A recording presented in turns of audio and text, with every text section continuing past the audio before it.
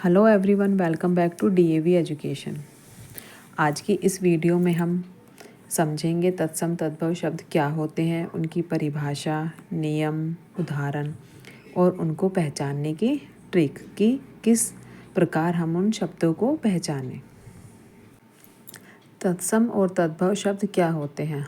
तत्सम शब्द संस्कृत भाषा के कुछ ऐसे शब्द जो हिंदी में बिना परिवर्तन के प्रयुक्त किए जाते हैं या प्रयोग किए जा रहे हैं, जो संस्कृत भाषा से हिंदी भाषा में ज्यों के त्यों आ गए हैं, तो उन शब्दों को हम तत्सम शब्द कहते हैं।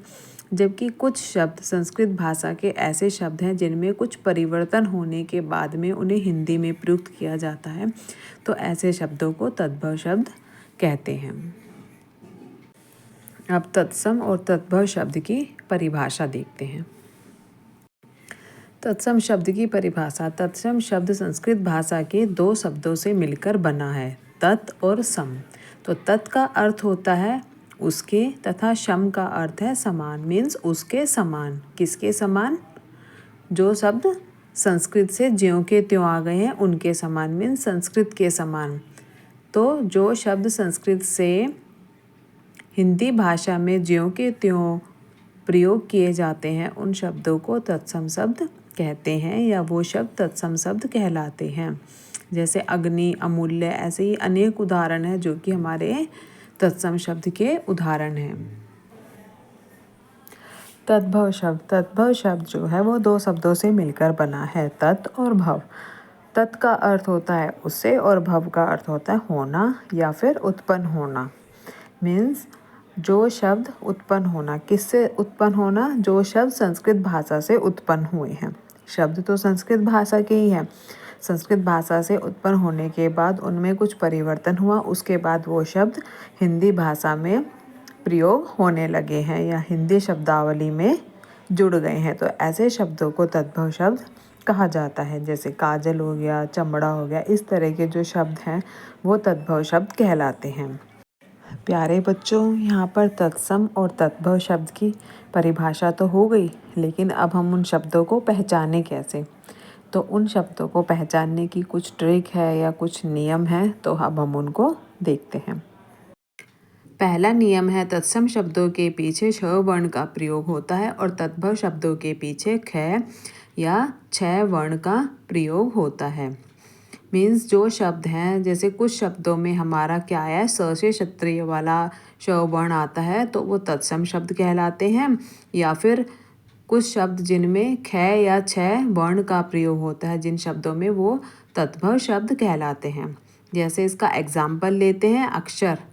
तो इसको जब हमने परिवर्तित किया, जिसमें श क्षत्रिय वाला है, वो पहले शब्द के अंदर तो छ में परिवर्तित हुआ है, दूसरे शब्द के अंदर ख में परिवर्तित हुआ है। तो ये जो श से क्षत्रिय वाला श है ये छ और ख में परिवर्तित होता है। और दूसरे एग्जाम्पल में पक्षी, तो उसको हमने जब हिंदी में परिवर्तित किया, मीन्स तत्सम शब्द से तद्भव शब्द के अंदर परिवर्तित किया, तो वो पंछी हो गया। तो वो भी श हमारा छ वर्ण के अंदर परिवर्तित हो गया है। तो इससे भी ये भी एक ट्रिक है जिससे हम पहचान सकते हैं कि शब्द तत्सम शब्द है या फिर तद्भव शब्द है। दूसरा नियम या ट्रिक है, तत्सम शब्दों में जो श्री वाला श होता है उसका प्रयोग होता है, जबकि तद्भव शब्दों में स का प्रयोग होता है। जो नॉर्मल स से स्लेट होता है उसका प्रयोग होता है। इसका एग्जाम्पल होगा जैसे धन श्रेष्ठी, तो इसको जब हम तद्भव शब्द में परिवर्तित करेंगे तो ये हो जाएगा धन्ना सेठी। मीन्स जो श्री वाला स था वो स से स्लेट जो नॉर्मल स होता है उसके अंदर परिवर्तित हो गया। तो ये भी एक हमारा नियम है जिससे हम पहचान सकते हैं कि शब्द तत्सम है या फिर तद्भव है।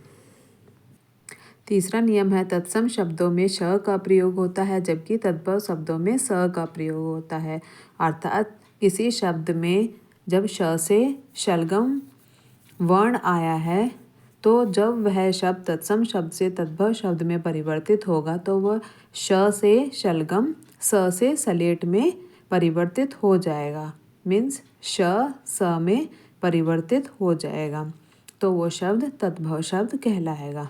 जैसे इसका एग्जाम्पल है दीप शलाका। तो जब हम इस तत्सम शब्द को तद्भव शब्द में परिवर्तित करेंगे तो यह हो जाएगा दिया सलाई। फोर्थ नियम है तत्सम शब्दों में श वर्ण का प्रयोग होता है। मीन्स जो श से षटकोण है उसका प्रयोग होता है। जैसे कृषक, तो यह शब्द है तत्सम शब्द। अगर हम कृषक को किसान में परिवर्तित कर देते हैं तो वह तद्भव शब्द हो जाता है। पांचवा नियम है तत्सम शब्दों में री की मात्रा का प्रयोग होता है। ठीक है, जैसे कृत ग्रह, यह तत्सम शब्द है। जब यह तद्भव शब्द में परिवर्तित हुआ तो बन गया कचहरी। तो इसमें किसी भी री की मात्रा का प्रयोग नहीं हुआ है, अर्थात जिन शब्दों में री की मात्रा का प्रयोग होता है तो वह शब्द तत्सम शब्द कहलाते हैं। सिक्स्थ नियम है तत्सम शब्दों में रै की मात्रा का प्रयोग होता है। जैसे आम्र, आम, आश्चर्य, अचरज। आम्र शब्द में रै की मात्रा का प्रयोग हुआ है, वह तत्सम शब्द है। जब उसको हमने तद्भव शब्द में परिवर्तित किया तो वह आम बन गया। आश्चर्य शब्द है, उसको तद्भव शब्द में जब परिवर्तित हुआ तो वो अचरज बन गया। मीन्स रै की मात्रा जो ऊपर लगती है रै की मात्रा और जो नीचे लगती है रै की मात्रा, दोनों में ही रै की मात्रा का प्रयोग हुआ है, तो तत्सम शब्दों में रै की मात्रा का प्रयोग होता है। यह भी एक ट्रिक है तत्सम शब्द को पहचानने की। सातवां नियम है तत्सम शब्दों में व का प्रयोग होता है जबकि तद्भव शब्दों में ब का प्रयोग होता है। जैसे वन जो शब्द है वह तत्सम शब्द है, जब वो बन बन गया तो वह तद्भव शब्द कहलाएगा। तो बच्चों ये कुछ नियम और ट्रिक्स थी जिससे हम पहचान सकते हैं कि शब्द तत्सम है या फिर तद्भव शब्द है। ये कुछ है तत्सम शब्द की पहचान, जैसे श, व, श, री, रै। ये है रै की मात्रा जो ऊपर लगती है, जैसे कर्म या ग्रह जो नीचे लगती है वो र की मात्रा हो गई। श्री वाला श हो गया स से षटकोण वाला, या फिर आधा वर्ण या फिर त्र से त्रिशूल जो त्र होता है। जब किसी भी शब्द में ये वर्ण आ जाते हैं तो उससे हमें पता चलता है कि यह शब्द तत्सम शब्द है। बच्चों ये ट्रिक वैसा तो नहीं है कि हम 100% इन ट्रिक से सेटिस्फाई हैं, बट काफ़ी हद तक ये ट्रिक हमारी काम करती है। इनके थ्रू हम पहचान सकते हैं कि शब्द तत्सम शब्द हैं या फिर तद्भव शब्द हैं। आई होप कि बच्चों आपको ये तत्सम और तद्भव शब्द का टॉपिक क्लियर हो गया होगा। यहाँ पर एक क्वेश्चन है, निम्नलिखित शब्दों में से एक तद्भव शब्द बताएं। पहला शब्द है मूर्ख, दूसरा ग्रामीण, तीसरा गांव, चौथा है कच्छप। तो पहले शब्द से तो हमने जो ट्रिक्स पढ़ी हैं उनमें से आपको देख के पता ही चल गया होगा कि यह शब्द तत्सम शब्द है। क्यों? क्योंकि इसमें रै की मात्रा का प्रयोग किया गया जो कि ख के ऊपर लगी है। दूसरा शब्द है ग्रामीण। ग्रामीण में भी ग के अंदर रै की मात्रा का प्रयोग हुआ है, तो यह शब्द भी तत्सम शब्द ही कहलाएगा। अब बात आती है तीसरे शब्द की, गांव। तो ऐसी तो हमने कोई ट्रिक नहीं पढ़ी है, तो इसका भी मैं भी आपको बताती हूँ। चौथा शब्द है कच्छप। तो जिन शब्दों में छ वर्ण का प्रयोग होता है वो शब्द भी तत्सम शब्द कहलाते हैं। अब हम बात करते हैं तीसरे शब्द की, गांव। तो बच्चों यह भी एक ट्रिक है, जिन भी शब्दों में चंद्रबिंदु का प्रयोग होता है वो शब्द तद्भव शब्द कहलाते हैं। तो यहाँ पर तद्भव शब्द कौन सा है? गांव। ये ट्रिक भी आप याद रखना, जिन भी शब्दों में चंद्रबिंदु का प्रयोग हुआ है वह शब्द तद्भव शब्द कहलाते हैं। तो यह भी एक तद्भव शब्द की यह एक ट्रिक है। तो मुझे लगता है कि आप सब बच्चों को यह टॉपिक क्लियर हो गया होगा। अगर कोई भी डाउट है तो आप कमेंट करें।